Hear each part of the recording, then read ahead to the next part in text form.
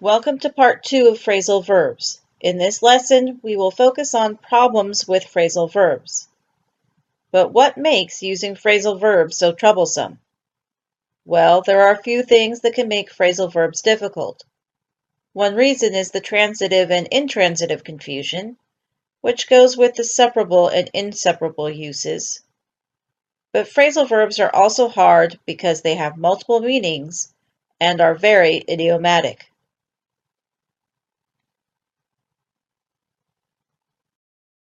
Remember from the review lesson, transitive means a verb, an adverb, or preposition need to be followed by a direct object. Intransitive means you don't need a direct object. And in fact, this is an error if you add a direct object. For example, for transitive verbs, we can say the teacher called on the sleeping student and the police are looking into the crime. And some examples with intransitive verbs include we often eat out and he was too tired to get up.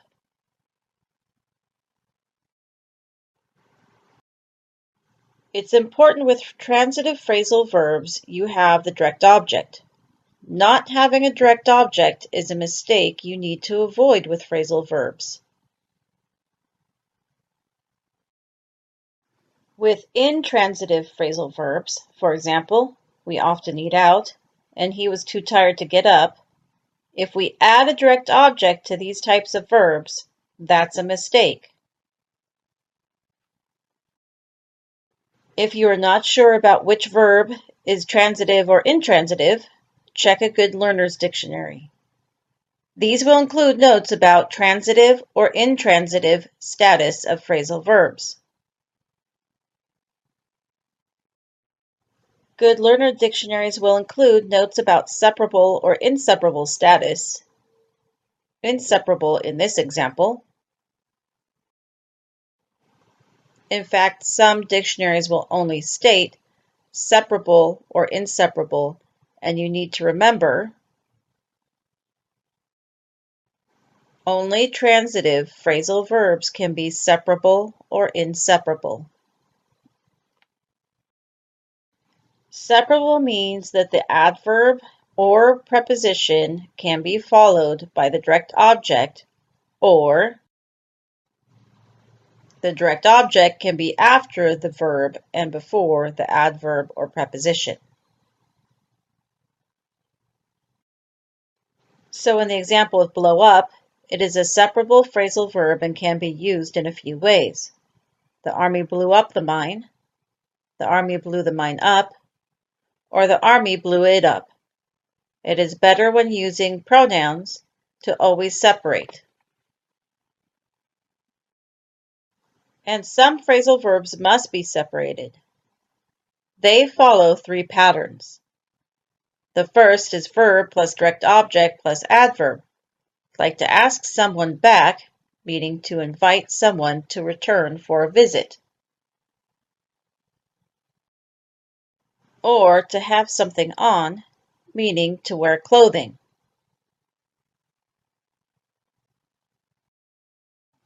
Another pattern is verb plus direct object plus preposition plus the object to go with the preposition. For example, leaving someone for something, meaning abandon someone for a reason, and run something by someone, meaning share an idea with someone. The third pattern is verb plus direct object plus adverb plus preposition, and lastly, another direct object. So we end up with a long expression like make it up to someone, meaning you make a mistake and promise to fix it. Or pass something off as something else, meaning to say something fake, like a purse, is real. Here are some sample sentences with our separable phrasal verb patterns. We asked back the professor who lectured about global warming. He ran a new design by his boss for her approval. Since he missed her birthday, he made it up to her by taking her for a weekend to San Francisco.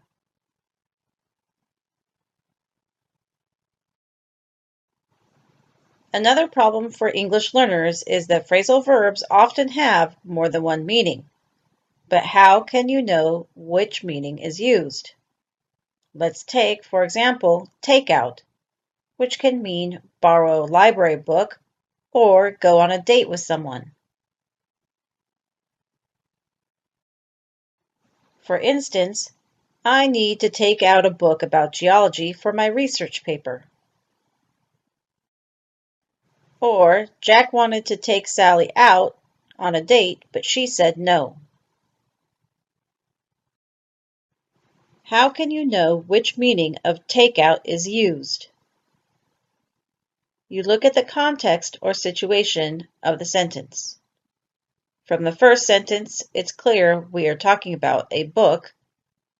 In the second, we can see between a man and a woman going on a date, we are using the second meaning.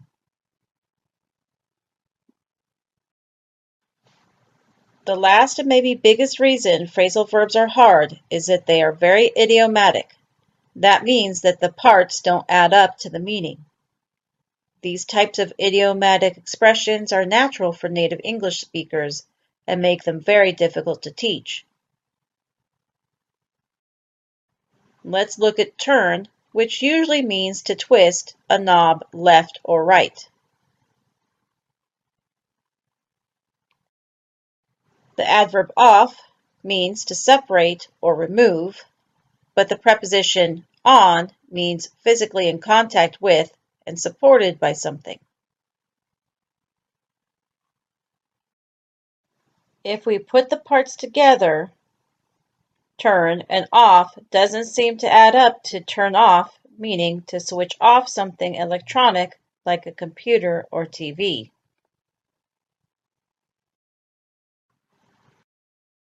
And turn on doesn't add up to meaning to switch on something electronic like a computer or TV.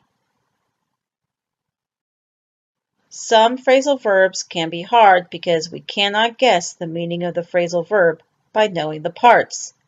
You need to learn and study these words in groups. How can you study phrasal verbs? Treat them more like vocabulary words and study them in groups. You can learn them by focusing on a verb, such as get, and learn the meaning of the adverbs or preposition combinations. For example, get out means be forced to leave. Get up means to wake up and get out of bed. Get in means to step inside a vehicle like a car. Or get with, meaning to meet someone. Another way to study groups is to focus on the adverb or preposition and the combinations of verbs. So we can focus on out, and speak out means to argue against an idea. Take out means borrow a library book or go on a date with someone. Get out means to be forced to leave. Walk out means to leave in anger. Lastly, turn out can mean to eject or banish. In this lesson, you learned phrasal verbs are difficult because they can be transitive or intransitive, separable or inseparable. They have multiple meanings, and those meanings can be idiomatic. Thanks for listening.